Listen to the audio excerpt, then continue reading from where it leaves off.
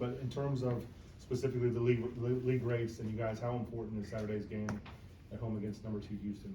Yeah, I think they are in first place in the league right now. I saw something on Twitter about that. And so obviously it would be big for us just because of the league standings, but also just they're a really good team, so it'd be a great win for us just to put on our resume. I think Coach mentioned it earlier to us about, you know, if we are successful against them, you know, having beat Houston, Tennessee, Kentucky, and UConn, I don't know if there's a school out there that would have 4 better wins than that. And so that would be huge for us, not only just for the Big 12 and just for our momentum purposes, but also looking forward towards March as well. When you look number 8 versus number 2, spotlight will be on you guys, or the game at least. How do you control your emotions in a game like this where there's a tendency maybe to get really fired up and, I don't know, maybe a little bit too excited or a little bit too? Yeah, I think that can be very easy for guys. I think there's definitely a balance in it where, you know, you want to control your emotions, but you also want to kind of use that adrenaline and that emotion that you have. You know, I feel like Coach always says, you know, you're going to jump a couple inches higher when you're on all that kind of adrenaline and stuff like that. And so I think it'll be big for us. It'll be a fun game. Like you said, there will be a lot of emotions involved because of the, you know, the status of the game and the atmosphere and everything like that. And I think that's why, you know, a lot of us wanted to come to Kansas was to play in these games. So it'll be a fun atmosphere for sure. You guys recently played one very good defense in Iowa State, but how do you approach the challenge of playing a defense that has had as much success this year as Houston? Yeah, you know, playing at Iowa State I think was a good little test for us and a great, not tune-up game, but I guess like it helped us prepare for this game for sure. You know, they're obviously a very good defensive team. I think I see that every other day on Twitter about how great they are defensively, and so I think it'll be very fun for us to go against that defense and kind of see where we stack up in terms of how well they guard and how just solid they are defensively. What, if anything, did you like about the way you guys played with Kevin out of the lineup the other night? I think it was just a good, I mean, you know, obviously it's not ideal for, you know, one of your best players to be out, but you know, certain circumstances happen, and I feel like there was a game to miss.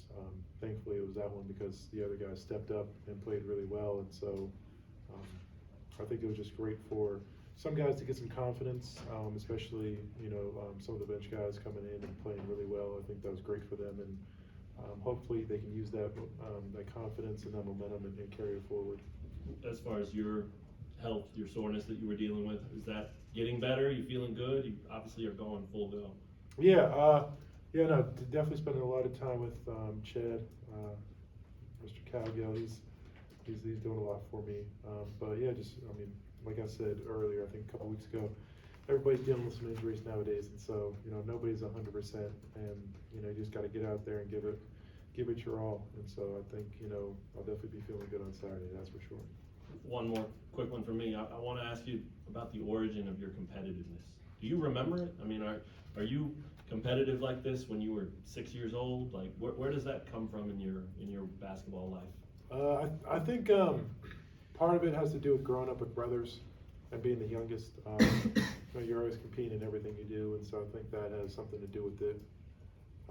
You know, unfortunately now there's not many things I can do where I'm not trying to compete, whether it's, you know, anything little. But yeah, I think probably just growing up with brothers and being the youngest and always being, you know, the smallest of the bunch until late in life. Then I passed them, but yeah, just growing up with them, they definitely didn't make it easy on me, and so I think that's where I got some of my toughness and my competitiveness from. When we talked to DeJuan on Monday, he said he was going to watch the Houston-Texas game. Did you watch that, or how much of Houston have you watched, and what stands out about them to you? Yeah, I've definitely watched a couple games of theirs. Now that I'm in the Big 12, I definitely try to watch more of the teams because I'm trying to familiar myself with them. And so I've watched A good amount. I know, they have two really good guards in Cryer and Shed. But I think somebody who doesn't get talked enough about is Sharp. I think he's done a really good job. And I think those three guards are really dynamic, and they do a really good job being able to create for themselves and others. And I think the other players do a really good job of playing off them. And so offensively, they gave us a really good test. But I think, I think a lot of people are expecting it to be a rock fight, to where, both teams are just playing really hard and really physical, and one team's going to try to make the other team play worse than the other team. So I feel like that's how this game is going to go. But I think we'll be ready for it. It'll be fun. I think Cincinnati was another team that is really good on the glass. What are some of the points of emphasis for you as a big man when you're going against a team that can really rebound the ball well? I think it's like a team effort.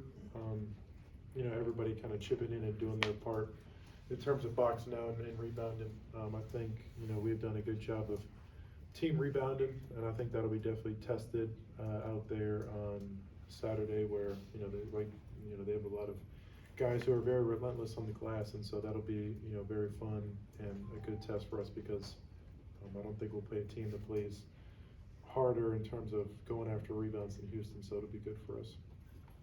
Following up with that, they've got some guys probably not quite your height, they're pretty twitchy. Do you approach that a little different than facing the true 7-foot type centers, as far as not letting them get on the offensive glass? I don't think I'd say I approach it any differently. I know it's going to be pretty similar defensively. I think you alluded to like the rebounding. I would say it's pretty similar. I wouldn't change much of what I do. Just trying to get a body on him as quick as possible, and trying to ride him out there. Not trying to let guys get that inside position outside. And then El Marco coming on late, really reacted well to the start. What kind of advice or support do you give him, or do the veterans give El Marco, knowing that you really need him, and you know that his ceiling's pretty high? Yeah, I mean, I think he kind of knows that he's an important piece to the team. I mean, obviously, just because we have only 9 scholarship guys available, and so I mean, if you just do the math on it, all 9 are going to be integral in what we do, and so for him, just continuing to stay confident in his talent and in what he does, I think obviously making shots definitely helps that, and definitely will improve any confidence for sure. I know, speaking for myself personally, that definitely always helps, but just seeing him play good out there, I think was really good for him, and I think that's kind of what everybody was expecting out of him coming in, and so I think that's a great stepping stone for him, and hopefully he can continue on that, because I know how hard he works outside of practice, and so I think there's definitely some good days ahead for him. I think the Houston coach, Kelvin Sampson, called KJ one of the most underrated players in the country. Do you agree with that assessment? Yeah, I do actually, because I think obviously myself and Kevin get a lot of attention and a lot of praise, and then Juan obviously does get a lot of praise. I think sometimes he gets a little hate from the KU people, but nationally I think he gets the praise that he deserves. I think KJ probably is the person on the team that's the most deserving of a lot of the attention because of what he does, and I think it's easy to kind of overlook what he does, because there's a lot of the stuff that he does that doesn't show up on the stat sheet.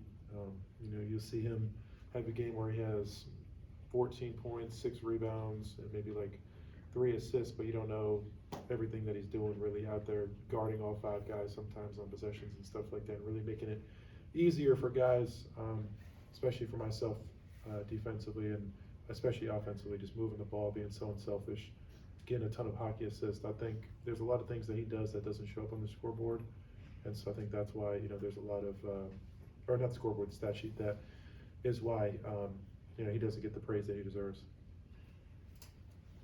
Yeah, I think Matt kind of touched on it. There have been some instances this year where you've been fired up.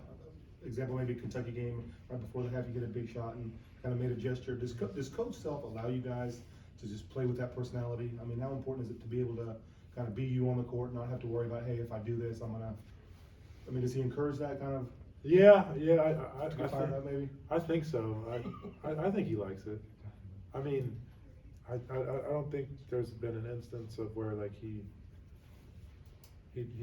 said to like tone it down. I don't think. I mean, sometimes he'll talk to Kev a little bit because Kev can get a little animated out there, and I don't think it's more getting mad at Kev. I feel like it's more just like trying to make sure he doesn't get a tech because those can be so. They can set you back a lot, especially in the first half, because a tech and you already have one foul and then you get two. So I think it's more just trying to make sure he doesn't get a tech. But I think he's pretty cool with a lot of things. He wants guys to show emotion out there and be fiery and show their competitive side. What did you think of scoring your 2,000 point so quick in your career, and did you get a lot of praise from people? I think that just goes to show you, man, I'm a bucket out there for real. No, I mean, I think it kind of flew under the radar a little bit. I think my dad told me before the game, like a couple days before the game, that I was close to it. I think it probably got overlooked because I transferred, and so people probably, lost the total statistics. But very fortunate to be able to score that and get the 1,000th rebound. Definitely a lot of people had their hand in that success. A lot of point guards that I've played with throughout my career. A lot of guards that have given me the ball. But yeah, no, it's definitely an accomplishment that I'm proud of, and hopefully I can add on to it and have that lead to some more wins for us. All right, thanks. Thanks, Hunter.